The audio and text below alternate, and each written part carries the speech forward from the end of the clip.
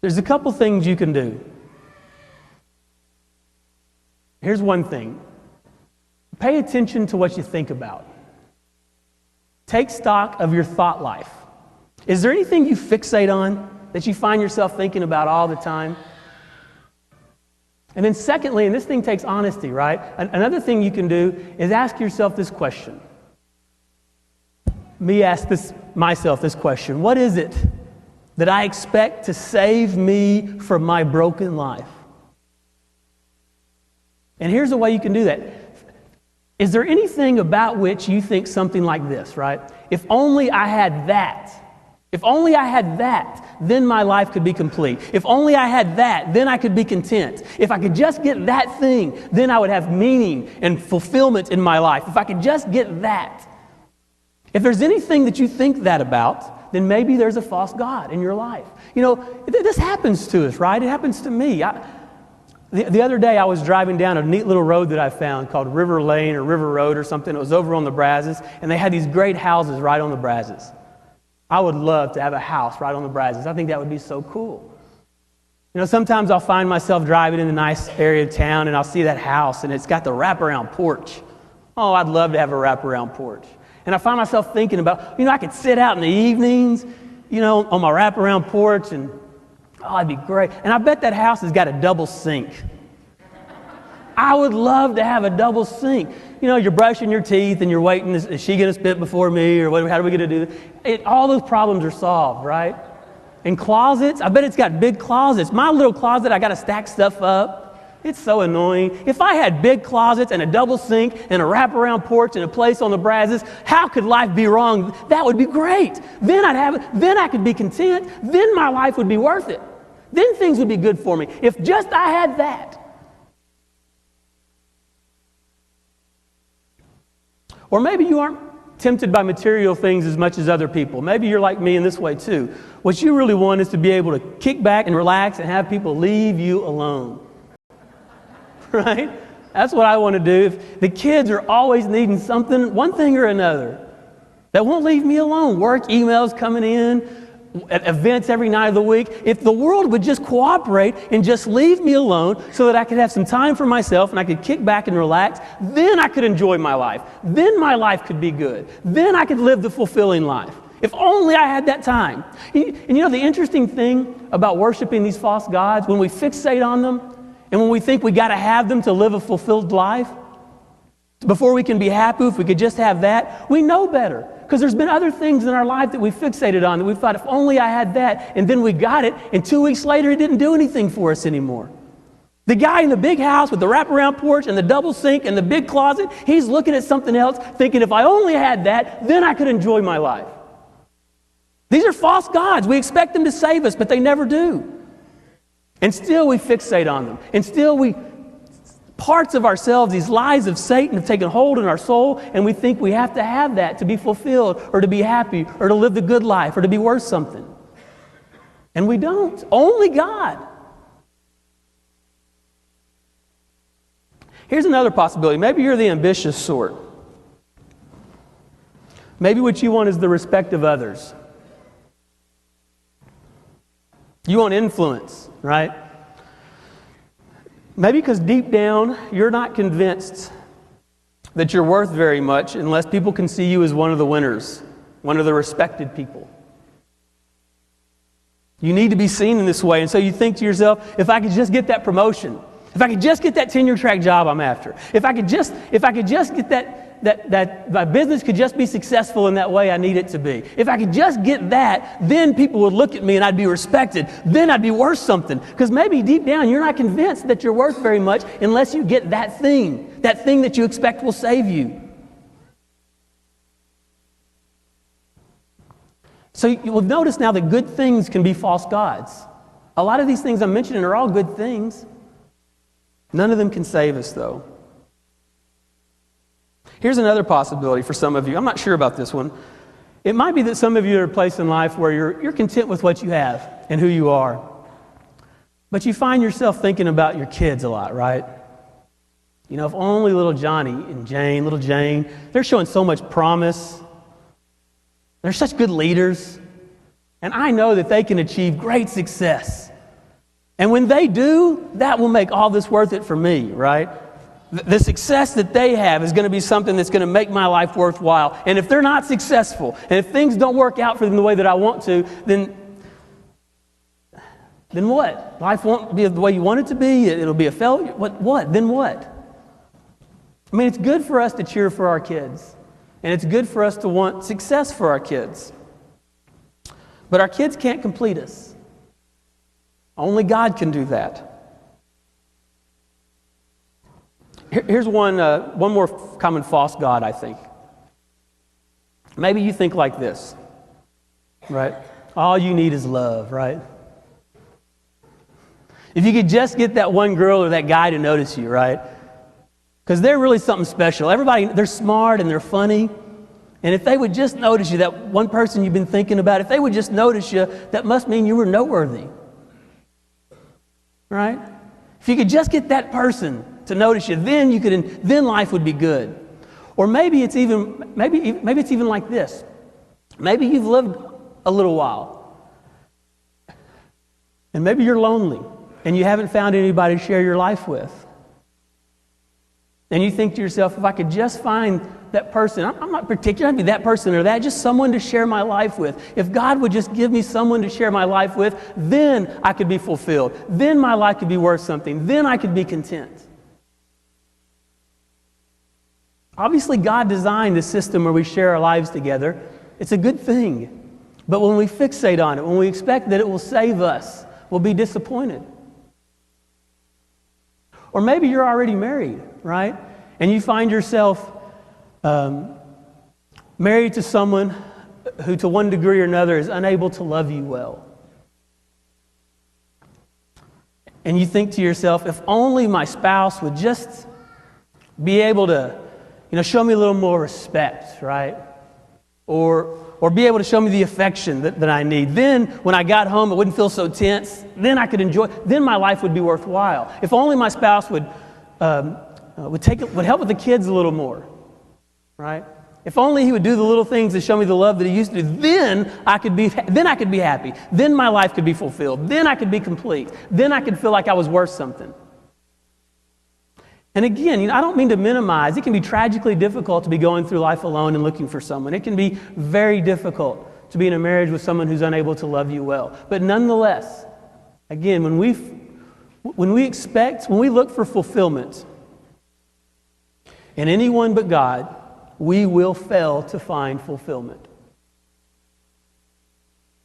Only God can give true life in abundance. And only He can provide for us even in the worst of circumstances. Only God can save us. Only He is fit to be worshiped and adored and sought after with all of our heart. Only God. Only He can sustain our spiritual center. Only God Almighty can save us. Nothing else can do it. Only God.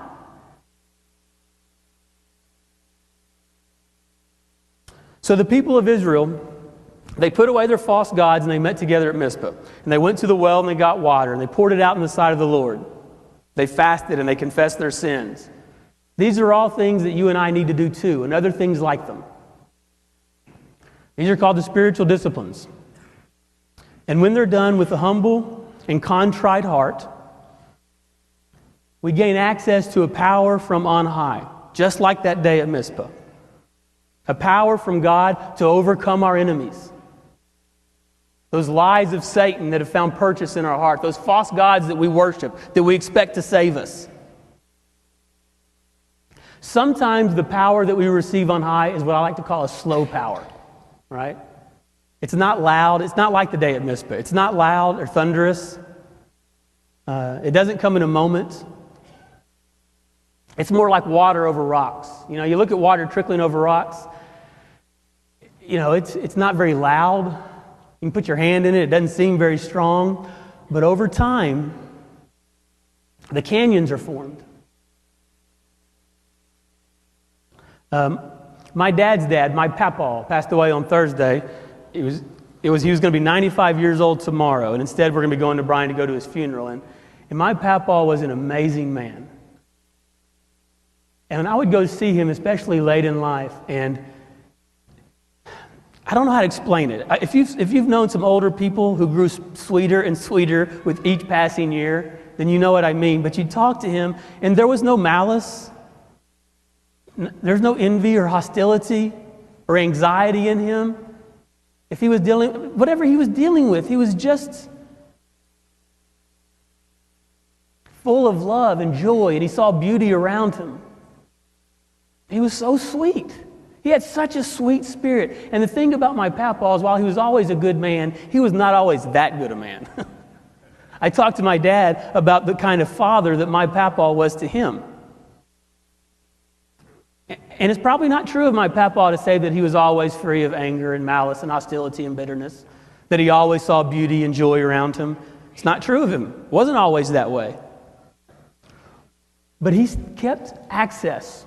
He stayed in contact. He did the things he needed to do so that the slow power of God could work to save him from his enemies. And slowly over time, new avenues, the waters of God etched new avenues in his soul so that he had access. He saw things in a new way. The old things, the things that tighten us up and that make us anxious and angry at others and feeling like we need to prove ourselves, that stuff just dissolved before a vision that he was given of God and his beauty and his wonder. Over time, God saved him from that. I want to be saved from that, don't you? You know, a lot of old people, as people age, sometimes their spirits do get sweeter and sweeter, but not always. Sometimes the hostility grows, and the anger and the malice and the upset feelings grow over time. Only God Almighty can save us from that. So sometimes the power we receive from on high is what I call a slow power. Sometimes, though, it's like what happened that day at Mizpah. And this doesn't happen very often. You might call it a special dispensation of the grace of God, where he thunders down in our life and he gives us such a clear vision of himself that all these lies of Satan which have found purchase in our heart, these false gods that we look to, they just scatter because we have such a vision of the glory and the wonder and the beauty of God himself that none of those things seem to matter. The house on the brasses doesn't seem to matter very much anymore. I know where my worth and my well-being comes from, and it's not in convincing you I'm one of the respected people, so none of that seems to matter anymore because God in his great might and grace sometimes gives us a vision of himself that scatters our enemies. And we rush out of Mizpah and we chase them all the way to Beth-kar, killing them all along the way.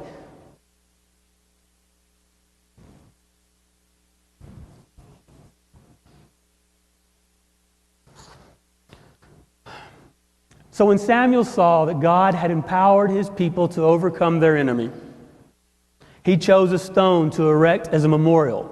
And he called it Ebenezer, stone of help. You and I, we too have an Ebenezer, a stone of help. Jesus is our Ebenezer, and his work on the cross stands as a memorial of what God has done for us and what he is even now doing in us. So I love that old song, "Here I raise my Ebenezer, hither by thy help I'm come, and I hope by thy good pleasure safely to arrive at home." Oh, Jesus sought me when a stranger, wandering from the folds of God. And he, to rescue me from danger, interposed his precious blood. Oh, to grace, how great a debtor daily I'm constrained to be. Lord, let thy goodness like a fetter bind my wondering heart to thee. Prone to wonder, Lord, I feel it, prone to leave the God I love, prone to believe these lies of Satan, prone to worship false gods, prone to think that these other things can save me when they can't. Prone to wonder, Lord, I feel it, prone to leave the God I love. Here's my heart, oh, take and seal it for thy courts above.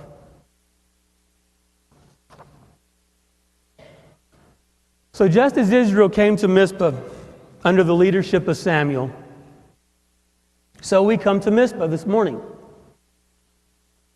As a community, we come together and we worship God Almighty, the only God who can save us, the only God who is fit to be worshiped, the only God who can sustain our spiritual center, the only God who we shall allow our hearts to hold in adoration, in reverence, in awe, only God. We worship that God this morning. So in a second, we're going to sing the song that I just quoted some of the lyrics from, Come Thou Fount of Every Blessing. And we can do that. When we do that, we can, Lord willing, choose to allow, I don't know how else to say this, choose to allow a vision of the greatness and wonder and glory of God to come very near to our soul. Or not, right? We can come to Mizpah or not. Have you ever had a moment of pure worship, a moment when the glory and the greatness of God, you just saw it in a different way? You saw that He was the only thing beauty. He was beauty. Beauty itself and truth itself and love itself. Only God. And you just saw it. When you have those moments of worship where the greatness and glory of God comes close by, maybe you found that your words fail you. There's no words you can say to capture the experience of pure worship of God, of God's glory. Nothing we can say can capture it. When God gives us, we can't even see all the beauty and wonder of God, but when He gives us just a hair breadth, just see a little bit of it, a clear vision of a little bit of the greatness of God, and we're captured by it. Nothing we can say can do justice. We don't even know we don't have the words to say to worship our God properly, because there's no way to reduce this experience into mere language. And at times like that, sometimes we're reduced to metaphor. We're reduced to metaphor because we don't know how else to capture it. We don't know how else to worship God. And so we say things like, Come, thou fount of every blessing, and tune our hearts to sing thy grace. Streams of mercy, never ending, call for songs of loudest praise. Only God is fit to be worshiped. And when we have this vision of the glory of God, and when we see it, and we consider His limitless supply of mercy, we call out in worship. And we don't know what to say, so we say things like, God, you're going to have to teach us the song to sing. What song can we sing such that we can properly worship you? Because we don't have the words to say. And so we say things like, teach us some melodious sonnet sung by flaming tongues above. Teach us the song to worship you properly, because we don't have the words to say. Praise the mount, I'm fixed upon it, mount of God's unchanging love. We are fixed on God Almighty. Pure love Himself sustains us and empowers us to overcome our enemies, to chase these false gods from our heart. And when we do these things to put ourselves before Him, His power comes down and allows us to overcome these false gods, to no longer worship them. And we see clearly again. And our vision of Him grows stronger and stronger. And just like my papa, malice and envy and hate and hostility melt away, because we're captured by a vision of God's beauty and His glory and His wonder and love Himself. And whether God's power comes in a moment like it did at Mizpah, or whether it's a slow power, it does come. And He saves us. And so we raise our Ebenezer. And as we stand and sing, let's give our God the worship that only He is fit to receive.